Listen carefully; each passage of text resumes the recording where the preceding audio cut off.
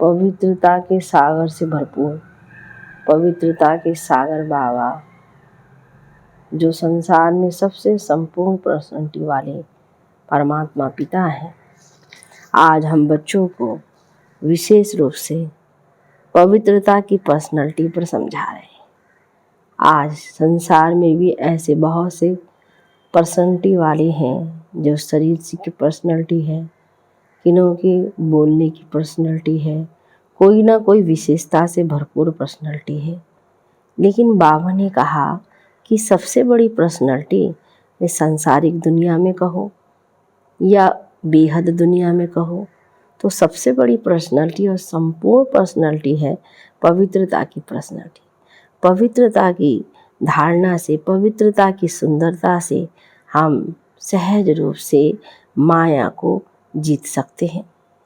जितने जितने हम इस पवित्रता को अपने जीवन में धारण करते हैं, तो इन स्मृतियों के द्वारा ही हम अपनी स्थिति को इतना पावरफुल बना लेते हैं, इतना पवित्र बना लेते हैं कि उससे बड़ी श्रेष्ठता कहें, उससे बड़ा ऊंचा शान कुछ नहीं है।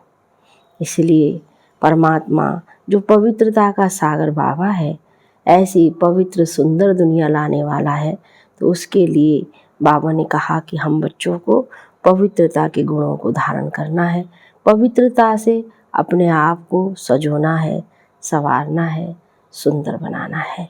तो सुनते हैं अव्यक्त बाप दादा के 13 अगस्त 2023 के महावाक्यों में, जो रिवाइज है 6/4/95।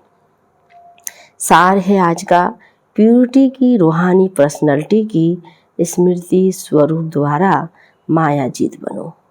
आज स्नेह के सागर बाप दादा चारों ओर के सर्व स्नेही बच्चों को देख रहे हैं। हर एक स्नेही बच्चों के मूरत में रूहानी पर्सनालिटी की झलक देख रहे हैं। बाहर के रूप में तो साधारण पर्सनालिटी वाले हैं, लेकिन रूहानी पर्सनालिटी में सबसे नंबर 1 है। दुनिया में अनेक प्रकार की पर्सनालिटीज़ गाई जाती है, शरीर की भी पर्सनालिटी, कोई विशेषता की भी पर्सनालिटी और कोई विशेष पोजीशन की भी पर्सनालिटी। लेकिन आप सबके चेहरे पर चलन में कौन सी पर्सनालिटी है? प्यूरिटी की पर्सनालिटी। प्यूरिटी ही पर्सनालिटी है। जितना जितना जो प्योर है, उतनी उनकी पर्सनालिटी न सिर्फ दिखाई देती है, लेकिन अनुभव होती है। तो सभी अपनी रूहानी पर्सनालिटी को अनुभव करते हो। आप जैसी पर्सनालिटी सतयुग से अब तक कोई की है? सारे कल्प में चक्कर लगाओ तो आप जैसी पर्सनालिटी है? नहीं है ना। तो आपको अपनी रूहानी पर्सनालिटी का नशा है। अनादि काल में तो परमधाम में भी आप विशेष आत्माओं की पर्सनालिटी सबसे ऊंची है। चाहे आत्माएं सब चमकती हुई ज्योति है, लेकिन आप रूहानी पर्सनालिटी वाली आत्माओं की चमक अन्य सभी आत्माओं से न्यारी और प्यारी है। तो अपने अनादि काल की पर्सनालिटी को स्मृति में लाओ। आई स्मृति में देख रहे हो बाप दादा के साथ साथ कैसे रूहानी पर्सनालिटी में दिखाई दे रहे हैं। अपने आप को देख सकते हो तो चले जाओ अनादि काल में। कितने टाइम में जा सकते हो? जाने में कितना टाइम लगेगा? सेकंड से कम ना, कि 1 दिन 1 घंटा चाहिए। सेकंड से भी कम, जहाँ चाहो वहाँ पहुँच सकते हो। तो अनादि काल की अपनी पर्सनालिटी देख ली, अभी अनादि काल से आदि काल में आ जाओ। आ गए या अभी चल रहे हो, पहुँच गए, तो अनादि काल से आदि काल में अपनी रूहानी पर्सनालिटी देखो। कितनी श्रेष्ठ पर्सनालिटी है। तन की भी तो मन की भी तो धन की भी और संबंध की भी, सब प्रकार की पर्सनालिटी कितनी श्रेष्ठ है। तो आदि काल की पर्सनालिटी देख रहे हो, कितने सुंदर लगते हो, कितने सजे हुए हो, कितने सुख शांति प्रेम आनंद स्वरूप हो। तो आदि काल में भी अपनी पर्सनालिटी को देखो। स्पष्ट दिखाई देती है वह 5000 वर्ष हो गए तो थोड़ा स्पष्ट नहीं है, सभी को स्पष्ट है। होशियार तो हो सभी। तो आदि काल में अपना देख लिया, अभी आओ मध्य काल में। तो मध्य काल में भी आपकी पर्सनैलिटी क्या रही, आपके जड़ चित्र कितने विधि पूर्वक पूजे और गाए जाते हैं। चाहे कितने भी धर्मात्मा, महात्मा, नेताएं पर्सनैलिटी वाले गाए जाते हैं, लेकिन आपके जड़ चित्रों की पर्सनैलिटी के आगे उनकी पर्सनैलिटी कुछ भी नहीं है। जैसे आप सबकी पूजा होती है, वैसे कोई महात्मा या नेता की, धर्म आत्मा की विधि पूर्वक पूजा होती है, कभी देखी है? आपके जड़ चित्रों जैसे श्रृंगार किसका होता है? तो मध्य काल में भी आप आत्माओं की पर्सनल प्यूरिटी की पर्सनैलिटी की विशेषता कितनी श्रेष्ठ है। अपना चित्र देखा, आपकी पूजा होती है कि नहीं? सिर्फ बड़े बड़ों की होती है, हमारी नहीं। डबल विदेशियों के मंदिर है, देखा है? उसमें आपका चित्र है कि सुना है तो कहते हो कि हाँ होंगे, स्मृति में है। तो मध्य काल में भी आपका अति श्रेष्ठ है, और अब लास्ट जन्म में भी मरजीवा ब्राह्मण जन्म है, उसकी पर्सनैलिटी देखो कितनी बड़ी है, गायन कितना है। कोई भी श्रेष्ठ कार्य अब तक भी आपके नामधारी ब्राह्मण ही करते हैं, चाहे ब्राह्मण अभी ब्राह्मण रहे नहीं है, लेकिन नाम के तो ब्राह्मण है ना। आपके नाम से, आपकी पर्सनैलिटी के कारण वो भी श्रेष्ठ गाए जाते हैं। तो ब्राह्मण जन्म की पर्सनैलिटी कितनी श्रेष्ठ है। आदि काल, अनादि काल, मध्य काल और अब अंत काल, सारे कल्प में आपकी पर्सनैलिटी सदा ही महान रही है। लौकिक पर्सनैलिटी वालों का अगर नाम भी आता है तो कोई विशेष बुक में उन्हों का नाम आता है, फलाने फलाने हैं, लेकिन आपका नाम किस में आता है? साधारण बुक में नहीं आता है, शास्त्रों में आता है। जो भी आदिकाल से शास्त्र बने उसमें किसके चरित्र हैं, किसका गायन है, किसकी कहानियाँ हैं? तो लौकिक पर्सनैलिटी वालों का गायन विशेष बुक में होता है, और आपका गायन शास्त्रों में होता है। और शास्त्रों को कितना रिगार्ड देते हैं, बड़े विधि पूर्वक शास्त्र को संभालते हैं, उसको भी बड़े पूज्य के रूप में देखते हैं। जो सच्चे भगत हैं वह शास्त्र को विधि पूर्वक रखते भी हैं और पढ़ते भी हैं। तो ऐसे रिवाजी किताबों की मौफिक नहीं रखते, तो अपनी पवित्रता की पर्सनैलिटी को सदा ही इमर्ज रूप में स्मृति में रखो। जानते हैं या है तो हम ही, ऐसे मर्ज नहीं, स्मृति स्वरूप में रखो।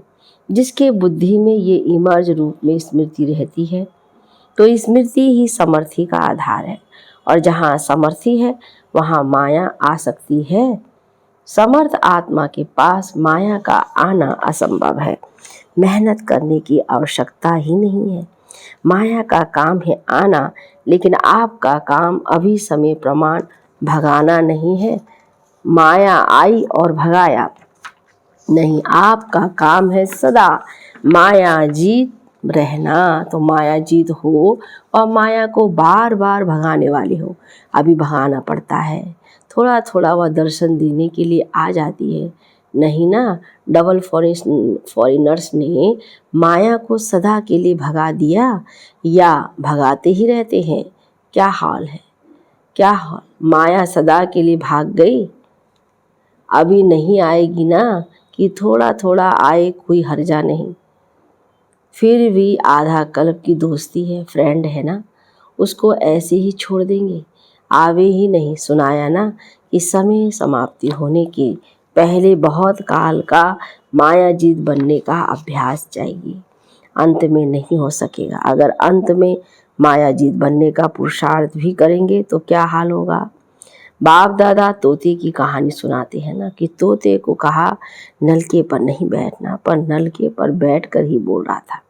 ऐसे ही अंत काल में अगर बहुत काल का अभ्यास नहीं होगा तो मन में सोचते रहेंगे कि मैं आत्मा हूँ, मैं आत्मा हूँ, लेकिन माया का प्रभाव भी होता रहेगा, और कोशिश भी करेंगे मैं आत्मा हूँ, मैं आत्मा हूँ, लेकिन होगा ही नहीं। इसीलिए क्या करना है, अभी से मायाजीत बनने का अभ्यास करो, और उसका सहज साधन है अपने रूहानी पर्सनैलिटी को स्मृति स्वरूप में रखो। पर्सनैलिटी वालों की निशानी क्या होती है? जो ऊंची पर्सनैलिटी वाले होते हैं उसकी कहाँ भी किसी में भी आंख नहीं जाएगी, ये ऐसा है, ये ऐसा है, ये ऐसा करता, ये ऐसा करती, मैं क्यों ना करूं, मैं क्यों नहीं कर सकती हूँ, कर सकता हूँ। दूसरे की प्राप्ति में आंख नहीं जाएगी। क्यों? रूहानी पर्सनैलिटी वाला सर्व प्राप्तियों से संपन्न होता है, स्वभाव में भी संपन्न, संस्कार में भी संपन्न और संबंध संपर्क में भी संपन्न भरपूर। वो कभी अपने प्राप्तियों के भंडार में कोई अप्राप्त अनुभव ही नहीं करेगा। क्यों?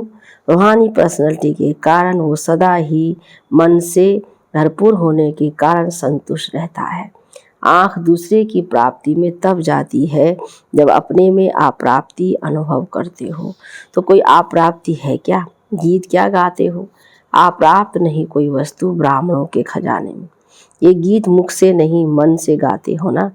जो गाते हैं वो हाथ उठाओ। अच्छा, डबल विदेशी भी गीत गाते हो। अच्छा, बाप दादा आज चारों ओर के बच्चों की प्योरिटी की पर्सनैलिटी चेक कर रहे थे।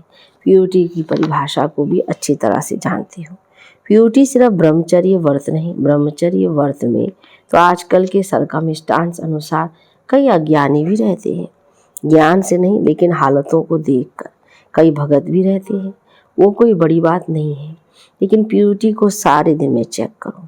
पवित्रता की निशानी है स्वच्छता, सत्यता।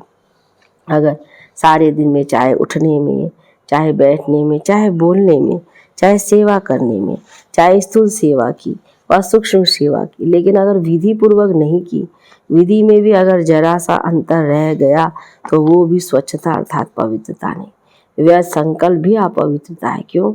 आप सोचेंगे कि हमने पाप तो किया ही नहीं, किसको दुख तो दिया ही नहीं, लेकिन अगर व्यर्थ चला, समय गया, संकल्प गया, संतुष्टता गई, तो आपकी पवित्रता की फाइनल स्टेज की डिग्री में फर्क पड़ जाएगा। 16 कला नहीं बन सकेंगे, 15 कला, 14 कला, 15.5 कला नंबरवार हो जाएगा। तो आप पवित्रता सिर्फ किसको दुख देना या पाप कर्म करना नहीं है, लेकिन स्वयं में सत्यता, स्वच्छता, विधि पूर्वक अगर अनुभव करते हो तो पवित्र हो। निकल गया, बोलना नहीं था लेकिन बोल लिया, तो इसको क्या कहेंगे? मालिक हैं। इसीलिए अमृत वेले से लेकर रात तक अपने संकल्प, बोल, कर्म, सेवा सबको चेक करो। मोटे रूप से नहीं चेक करो।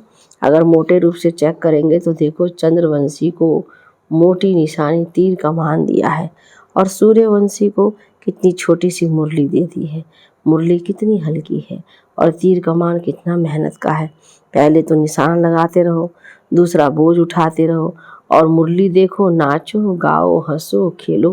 तो इसीलिए मोटे मोटे रूप से ना पुरुषार्थ का रखो, ना चेकिंग का रखो। अभी महीन बुद्धि बनो, क्योंकि समय समाप्त अचानक होना है, बताकर नहीं होना है। बाप दादा ने तो पहले ही कह दिया है कि कोई उल्लाना नहीं देना। बाबा आपने बताया क्यों नहीं? बाप कभी भी टाइम कॉन्शियस नहीं बनाएगा। अभी पूरा डायमंड बनना है ना, या वायदा किया है ना, यही वायदा किया है। डायमंड जुबली मनानी है या डायमंड बनना है? क्या करना है? बनना भी है और मनाना भी है, दोनों साथ साथ करना है। तो बाप दादा अगले वर्ष में चेक करेंगे, वायदा निभाया या सिर्फ मुख मीठा किया। तो कौन हो, सिर्फ बोलने वाले हो या निभाने वाले हो? अच्छा देखो, टीवी में आप सबका फोटो आ रहा है, फिर बदल नहीं जाना, मैं था ही नहीं, मैंने नहीं कहा था। बनना तो अच्छा है ना, तो जो अच्छी बात है उसको जल्दी करना चाहिए या देरी से? जल्दी करना चाहिए ना। सेकंड में एवर रेडी बन सकते हो, सेकंड में अशरीरी बन सकते हो कि युद्ध करनी पड़ेगी कि नहीं, मैं शरीर नहीं हूँ, मैं शरीर नहीं हूँ, ऐसे तो नहीं ना। सोचा और कहा हुआ, सोचना और स्थिति होना। बाप दादा ने ऐसे स्थित होना। बाप दादा ने कुछ मिनटों तक ड्रिल कराई, अच्छा लगता है ना। तो सारे दिन में बीच बीच में ये अभ्यास करो, कितने भी बिजी हो लेकिन बीच बीच में 1 सेकंड भी अशरीरी होने का अभ्यास अवश्य करो। इसके लिए कोई नहीं कह सकता मैं बिजी हूँ, 1 सेकंड निकालना ही है, अभ्यास करना ही है। अगर किसी से बातें भी कर रहे हो, किसके साथ कार्य कर रहे हो, तो उन्हों को भी 1 सेकंड में ड्रिल कराओ, क्योंकि समय प्रमाण या आश्चर्यपन का अनुभव या अभ्यास जिसको ज़्यादा होगा वो नंबर आगे ले लेगा, क्योंकि सुनाया कि समय समाप्त अचानक होना है। अशरीरी होने का अभ्यास होगा तो फौरन ही समय की समाप्ति का वाइब्रेशन आएगा। इसलिए अभी से अभ्यास बढ़ाओ। ऐसे नहीं अगले साल में डायमंड जुबली है तो अब नहीं करना है, पीछे करना है। जितना बहुत काल ऐड करेंगे उतना राज्य भाग्य की प्राप्ति में भी नंबर आगे लेंगे। अगर बीच बीच में यह अभ्यास करेंगे तो स्वतः ही शक्तिशाली स्थिति सहज अनुभव करेंगे। ये छोटी छोटी बातों में जो पुरुषार्थ करना पड़ता है वो सब सहज समाप्त हो जाएगा। अच्छा, सभी खुश राजी हैं ही या पूछना पड़ेगा? माताएं खुश हो? बहुत अच्छा। देखो कहाँ कहाँ से मेले में पहुंच गए हो। अच्छा चांस मिला ना, नहीं तो डेट का इंतज़ार करते रहते हैं, हमारा नंबर कब आएगा, हमारा नंबर कब आएगा। अभी तो खुला निमंत्रण था ना, सब ठीक अच्छी तरह से रह रहे हो। बेहद अनुभव हो रहा है ना कि थोड़ी थोड़ी तकलीफ़ है। बुजुर्ग माताओं को तकलीफ़ नहीं हुई है। लाइन में लगो तभी खाना मिलेगा, लाइन में लगने में थकावट नहीं होती, मज़ा आता है।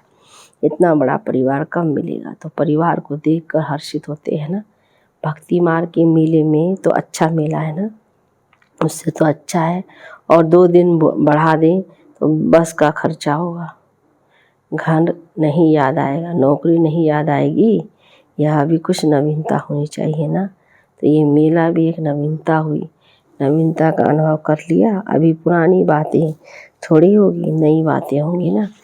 नई बात पसंद आती है या पुरानी? नई बात अच्छी लगती है ना। अच्छा, चारों ओर के सर्वस्नेही श्रेष्ठ आत्माएं, रूहानी पर्सनैलिटी, प्यूरिटी की पर्सनैलिटी वाली विशेष आत्माओं को सदा आदि से अंत तक पर्सनैलिटी की झलक दिखाने वाली श्रेष्ठ आत्माएं, सदा पवित्रता, स्वच्छता, सत्यता की शक्ति से स्व को और विश्व को परिवर्तन करने वाले विश्व परिवर्तक आत्माएं, सदा नियमित भाव से सेवाधारी बन प्रत्यक्ष फल अनुभव करने वाले अनुभवी आत्माओं को बाप दादा का याद प्यार और नमस्ते। अच्छा, मीठे मीठे सिकिलदे बच्चों प्रति माता पिता बाप दादा का याद प्यार और गुड मॉर्निंग। रूहानी बाप की रूहानी बच्चों को नमस्ते, रूहानी बच्चों की रूहानी बाप दादा को नमस्ते। नमस्ते बाबा, नमस्ते, गुड मॉर्निंग। दादियों से अच्छा रहा मेला, कोई तकलीफ तो नहीं हुई ना? सबके शुभ संकल्प और उमंग उत्साह के संकल्प से सफलता है। ये संगठन का संकल्प ऐसा होता है जो असफलता को मिटा देता है। जैसे किला होता है ना, तो किला कमज़ोर तब होता है जब एक भी ईंट हिलती है, और सब ईंटें मजबूत हैं तो किला कभी हिल नहीं सकता। विजय है तो ये भी संगठन से उमंग उत्साह और श्रेष्ठ संकल्प से सहयोग से सफलता हुई पड़ी है। अच्छा लगा और समय प्रति समय और अनुभव करते जाते हैं। पहले क्वेश्चन उठता था होगा, लेकिन जो सोचा उसमें सफलता है ही। तो सफलता मूर्त का वरदान संगठन की शक्ति को मिलता है। बाप दादा सदा गुड मॉर्निंग गुड नाइट करते हैं। अच्छा, डबल विदेश उड़ रहा है ना, अच्छा है, वरदान है आज का। स्वराज्य अधिकारी बन कर्म इंद्रियों को ऑर्डर प्रमाण चलाने वाले अकाल तख्त सो दिल तख्त नसीन भव। विस्तार, मैं अकाल तख्त नसीन आत्मा हूँ, अर्थात स्वराज्य अधिकारी राजा हूँ। जैसे राजा जब तख्त पर बैठता है तो सब कमजोरी ऑर्डर प्रमाण चलते हैं, सब कर्मचारी ऑर्डर प्रमाण चलते हैं। ऐसे तख्त नसीन बनने से यह कर्म इंद्रियां स्वतः ऑर्डर पर चलती है। जो अकाल मूर्त नसीन रहते हैं उनके लिए बाप का दिल तख्त है ही, क्योंकि आत्मा समझने से बाप ही याद आता है। फिर ना देह है, न देह के संबंध है, न पदार्थ है, एक बाप ही संसार है। इसीलिए अकाल मूर्त नसीन बाप की दिल तक नसीन स्वतः बनते हैं। स्लोगन में निर्णय करने, परखने और ग्रहण करने की शक्ति को धारण करना ही होली हंस बनना है। अच्छा, ओम शांति शांति। शांति।